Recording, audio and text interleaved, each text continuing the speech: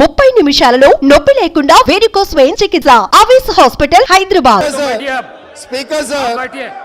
Speaker sir अगर ये मामला हमारे दोस्त एमआईएम पार्टी अगर माइनॉरिटी एंगल में लेकर गए तो मेरा साथी डॉक्टर कवंपल्ली सत्यनारायण वो दलित है सर, दलितों को ऐसे अवमान नहीं कर सकता है, वो दलित है। दलित को एमआईएम मुसलमान लोग मिलके उनको बेइज्जती करना भी ठीक नहीं है सर। ये देख कर एमआईएम सोचकर अगर उन मेंबर्स को पोडियम में भेजना नहीं भेजना उनके लीडर का जिम्मेदारी है sir.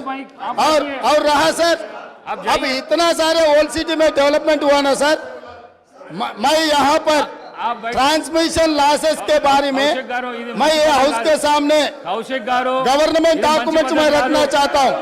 Hyderabad south 43% transmission losses, Siddipet division 61.37% transmission losses, Gajwel division 50.29 transmission losses.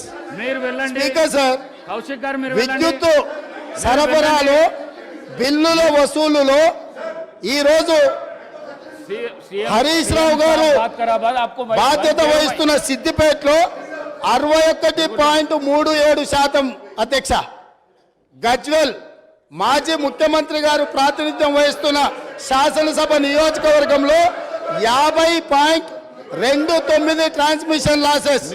ఇప్పటి వరకు అక్బరుద్దీన్ ఓవైసీ గారు ఏదైతే చెప్తున్నారో హైదరాబాద్ సౌత్ నుంచి 43% ట్రాన్స్మిషన్ లాసెస్। ఈ రాష్ట్రంలో అత్యధికంగా విద్యుత్ వినియోగం చేసే దాంట్లో బిల్లులు ఎగవేసిన దాంట్లో మొదటి స్థానం సిద్దిపేట ఉంది, రెండవ స్థానంలో గజ్వేల్ ఉంది, మూడవ స్థానంలో హైదరాబాద్ సౌత్ ఉంది। ఈ ముగ్గురు లీడర్లు 10 సంవత్సరాలు తెలంగాణ రాష్ట్రాన్ని పరిపాలించి విద్యుత్ బకాయిలు చెల్లించక మొండి బకాయిలల్లా సిద్దిపేట, గజ్వేల్, హైదరాబాద్ సౌత్ ఉన్నది అధ్యక్ష। ఈ రోజు మొత్తం విద్యుత్ రంగమే దివాలా తీయడానికి, అప్పుల పాలు కావడానికి ఈ 3 ప్రాంతాల నుంచి బిల్లులు చెల్లించకపోవడం వల్ల ఈ రోజు ఈ పరిస్థితి దాపురించింది। నేను ఇప్పుడు మీ ద్వారా సభ్యులను నేను అడుగుతున్నా అధ్యక్ష, ఇన్ని పెండింగ్ బకాయిలు ఉన్నాయి, ఇంత బాధ్యతతో మాట్లాడినా, ఇంత డేటా తీసుకొని మాట్లాడినా అక్బరుద్దీన్ ఓవైసీ గారు ఎస్ మా ప్రాంతాల నుంచి బిల్లు చెల్లింపులో బకాయిలు ఉన్నాయి, నేను హరీష్ రావు గారు అదేవిధంగా చంద్రశేఖరరావు గారు బాధ్యత తీసుకొని ఈ బిల్లులు చెల్లిస్తామని ఎందుకు ముందుకు రాలేదు సార్? ఇది పద్ధతే సార్? అదేవిధంగా స్పీకర్ సార్ ఇన్ని విషయాలు మాట్లాడినప్పుడు అక్బరుద్దీన్ ఓవైసీ గారు అంతకంటే ముందు జగదీశ్వర్ రెడ్డి గారు మాట్లాడుతూ రాష్ట్రంలో ఎక్కడైనా విద్యుత్ కోతలు ఉన్నాయా, ఏ రైతులైనా రోడ్డు మీదకి వచ్చి ధర్నా చేసిండ్రా, ఏ రైతులైనా విద్యుత్ రావడం లేదని అడిగినరా అని చెప్పి మాజీ మంత్రి జగదీశ్వర్ రెడ్డి గారు మాట్లాడినరు। వారి సమాచారం కోసం నేను చెప్తున్నా స్పీకర్ సార్, కామారెడ్డి ఎక్కడి నుంచి అయితే కేసీఆర్ గారు గెలవాలని వెళ్ళిపోయి ఎన్నికల్లో పోటీ చేసిండో ఆ కామారెడ్డిలో సెప్టెంబర్ 1 తారీఖు నాడు కరెంటు సబ్ స్టేషన్లో ముట్టడి చేసి మొత్తం రైతులు ధర్నా చేసి రోడ్లెక్కి కామారెడ్డిలో నిరసన తెలిపినరు। 24 గంటలు కాదు కదా, 10 గంటల విద్యుత్ కూడా ఇవ్వడం లేదని కామారెడ్డి శాసనసభలో ఆ నియోజకవర్గంలో కామారెడ్డి జిల్లా బాగర్తిపల్లి సబ్స్టేషన్ ఎదుట ఆందోళన చేస్తున్న రైతులు, వేములనర్వ శివారులో ఎండిపోయిన మొక్కజొన్న పంటను మేస్తున్న గొర్రెలు, ఇది సమాచారం అధ్యక్ష। ఒకవేళ కామారెడ్డి కేసీఆర్ ఇలాకా కాబట్టి నాకు సంబంధం లేదని మాజీ విద్యుత్ శాఖ మంత్రి గారు మాట్లాడవచ్చు। ఇక్కడ సూర్యాపేట జిల్లా నేరేడుచెర్ల దగ్గర రాస్తారోకో చేస్తున్నారు। నేరేడుచెర్ల గరిడేపల్లిలో వారి సొంత జిల్లా రైతులు రోడ్డెక్కి రాస్తారోకో చేసిన వివరాలు అధ్యక్ష।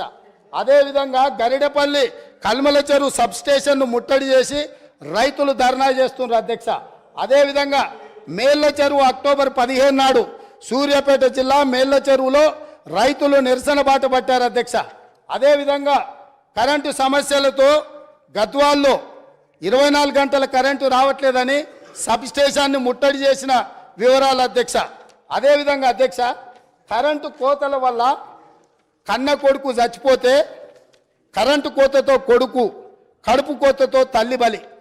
కరెంటు సరైన సమయంలో ఇవ్వకపోవడం వల్ల కొడుకు చనిపోతే ఆ దుఃఖాన్ని భరించలేక కొద్ది గంటల్లోనే కొడుకు శవాన్ని కూడా దాన సంస్కారాలు చేయకముందే ఆ తల్లి, కొడుకు పేరు కొమరయ్య, తల్లి పేరు ముత్తవ్వ, డోర్నకల్ వరంగల్ ప్రాంతంలో 2 ఏళ్లుగా వ్యవసాయం కలిసి రావడం లేదని అప్పులు పెరిగిపోయాయి.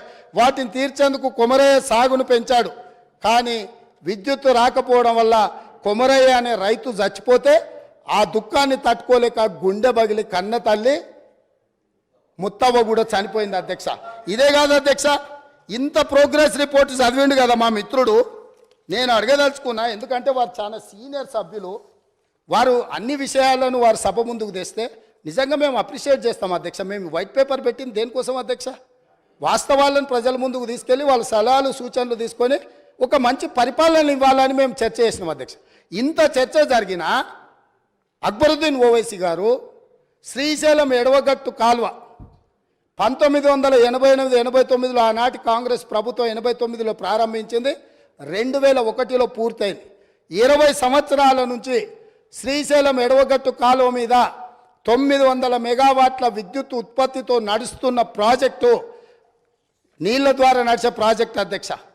అక్కడ ఈ ప్రాజెక్టును మేము నిర్మిస్తే నిర్వహణ లోపం వల్ల ఆగస్టు 22, 2020 నాడు ప్రభుత్వ నిర్లక్ష్యం వల్ల 2 రోజుల ముందే హెచ్చరించిన ఇక్కడ సమస్యలు ఉన్నాయి, తక్షణమే అధికారుల నిపుణులను పంపించి ఈ సమస్యల్ని పరిష్కరించండి, లేకపోతే పెను ప్రమాదం జరగబోతుందని అక్కడ అధికారులు ఇక్కడ ఉండే అధికారులకు హెచ్చరిక లెటర్ పంపించిన వారు మంత్రిగా ఉన్నప్పుడు నిర్లక్ష్యం వల్ల, పట్టించుకోకపోవడం వల్ల శ్రీశైలం విద్యుత్తు సొరంగం 900 మెగావాట్లది బ్లాస్ట్ అయి 9 మంది చచ్చిపోయినారు అధ్యక్ష. 9 మందిలో ఏఈ ఉజ్మా ఫాతిమా, హైదరాబాద్ ఇక్కడ ఓల్డ్ సిటీలో. ఆ అమ్మాయికి మైనారిటీ కాంగ్రెస్ పార్టీ ఇచ్చిన రిజర్వేషన్తో ఆ అమ్మాయి ఇంజనీరింగ్ చదివి ఉద్యోగం చేసి అక్కడ చేరితే ఆ అమ్మాయి ఒక మహిళ అయి ఉండి, ఆడబిడ్డ అయి ఉండి అక్కడ ఉద్యోగం చేస్తుంటే ఆ అమ్మాయి చనిపోతే ఆ కుటుంబాన్ని మేము ఇంటికెళ్ళి పరామర్శించినాము, మేము ఆదుకున్నాం ఆ కుటుంబాన్ని. కానీ రాష్ట్ర ముఖ్యమంత్రి గారుగా ఆనాటి ముఖ్యమంత్రి గారు కానీ ఆనాటి విద్యుత్ శాఖ మంత్రి కనీసము మన చాదర్గట్టులో ఉండే ఆ మైనారిటీ ఏఈ కుటుంబాన్ని కూడా పరామర్శించలేదు. శ్రీశైల సొరంగము పేలిపోవడం వల్ల 9 మంది ఉద్యోగస్తులు అక్కడికక్కడనే బుగ్గిపాలైపోయిన శవాన్ని కూడా గుర్తించలేని పరిస్థితిలో ఖాళీ బూడిదై మసైపోయింది. మానవత్వం లేని ప్రభుత్వము దాని మీద విచారణకు ఆదేశించలేదు. కనీసం ప్రమాద స్థలాన్ని మేము పరిశీలించి బాధితులకు కొంత ఉపశమనం కలిగిద్దామంటే మమ్మల్ని పోలీసులను పెట్టి అరెస్ట్ చేసి పోలీస్ స్టేషన్లలో కూసబెట్టిండ్రు అధ్యక్ష. ఇన్ని తప్పిదాలు ఎంఐఎం పొత్తులో ఉన్న బీఆర్ఎస్ పార్టీ ఆనాడు ప్రభుత్వం నుండి దుర్మార్గాలు చేస్తే ఈ శ్రీశైలం ఎడమగట్టు కాలువ మీద జరిగిన ప్రమాదం గురించి కూడా మా మిత్రుడు ఈ సభలో ప్రస్తావించి ఉంటే ఎస్ డెఫినెట్గా మేము అప్రిషియేట్ చేసి ఉండేవాళ్ళం. కాబట్టి ఈరోజు sir let me so sir Akbar साहब नहीं अकबर साहब प्लीज नहीं अकबर साहब आप इतना समझो प्लीज। ये सरकार जिम्मेदारी से ये व्हाइट पेपर टेबल किए, ये व्हाइट पेपर टेबल करने के बाद आप जो भी सुझाव दे रहे सुझाव लेने के लिए भी हम तैयार हैं। इसका मतलब ये नहीं जो इल्जाम किए जो गुनहगार है आप उनके तारीफ पे तारीफ करते रहा तो यहां बैठकर सुनने के लिए कोई तैयार नहीं है। आप जो ओल्ड सिटी हैदराबाद के लिए या तेलंगाना के लिए डेवलपमेंट करने के लिए क्या फंड चाहिए आप बोलो, हम जिम्मेदारी से हम निभाएंगे। मगर आप ये काम नहीं कर रहे हैं। आप पुराने दोस्त को, जो बिगड़ा हुआ दोस्त को आप बचाने के लिए जितना आपके शक्ति है सब सारे आप क्यों उनके रक्षा के लिए आ रहे, मेरे समझ में नहीं है। इसका ये आप क्या करना चाह रहे हैं? आप क्या क्या क्या क्या मदद कर रहे हैं? नहीं, अच्छा दोस्त को, स्पीकर सर, अच्छे दोस्त को 10 रुपए देकर साथ में लेना, बुरा दोस्त को 10 रुपए देकर चुरा लेना, ऐसे दोस्ती आपको ठीक नहीं है। आप जितना तेलंगाना जनता जिनको तिरस्कार किए वहां पर बिठाए, उनके तरफ आप क्यों वकालत ले रहे? अब रहा अब फाइनल बात है, आप 7 सीट जीते, मगर बहादुरपुरा में कितने वोटों से जीते, नामपल्ली में कितने वोटों से जीते, एक बार ये भी आप हिसाब किताब ले लो। अकबर साहब, हमको कोई एतराज नहीं है, आपके पार्टी जिताने के लिए, आपके पार्टी अगर 9 सीट 10 सीट 12 सीट कुछ भी जीतने के लिए आपका पॉलिटिकल पार्टी का हक है, मगर माइनॉरिटी का हक बचाने का जिम्मेदारी हमारे है। हर बहुत सारे प्रदेशों में हम मुख्यमंत्री बनाए, इस देश का राष्ट्रपति माइनॉरिटी को हमने बनाए, आपने नहीं बनाया, आप नहीं बनाया। बिहार के, उत्तर प्रदेश के, महाराष्ट्र में हम लोग मुख्यमंत्री बनाए माइनॉरिटीज को, इस देश का राष्ट्रपति हम ही ने बनाया माइनॉरिटी को।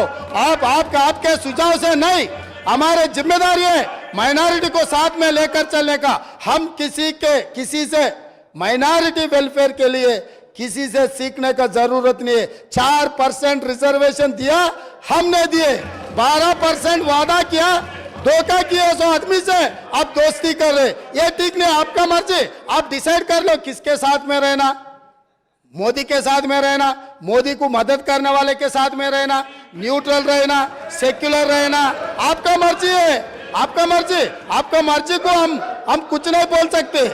मगर कांग्रेस के ऊपर जब इल्जाम लगाने के लिए कोशिश कर रहा है, सोच कर इल्जाम करो, क्योंकि अब हम लोग స్పీకర్ సార్ నేను ఒకటే మాట చెప్పదలుచుకున్నా, వాళ్ళ ఇష్టం, వాళ్ళు స్వతంత్రమైన రాజకీయ పార్టీ, వాళ్ళు ఎవరితోనైనా పొత్తులు పెట్టుకోవచ్చు, వాళ్ళు ఎక్కడైనా పోటీ చేయొచ్చు, వాళ్ళు పొత్తులు పెట్టుకునేదాన్ని పోటీ చేసేదాన్ని కాంగ్రెస్ ఎప్పుడు వ్యతిరేకించదు। మా విధానం మాది, వాళ్ళ విధానం వాళ్ళది।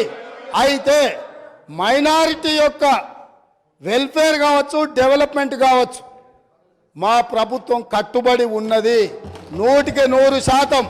ఉమ్మడి ఆంధ్రప్రదేశ్లో కూడా కమాలుద్దీన్ గారిని పిసిసి అధ్యక్షుడిగా చేసిన చరిత్ర కాంగ్రెస్ పార్టీది। ఆనాడు ఉమ్మడి ఆంధ్రప్రదేశ్లో హోమ్ మినిస్టర్గా మైనారిటీని పెట్టిన చరిత్ర కాంగ్రెస్ పార్టీది। కాబట్టి మైనారిటీల విషయంలో కాంగ్రెస్ చిత్తశుద్ధిని ఎవరు శంకించవలసిన పని లేదు।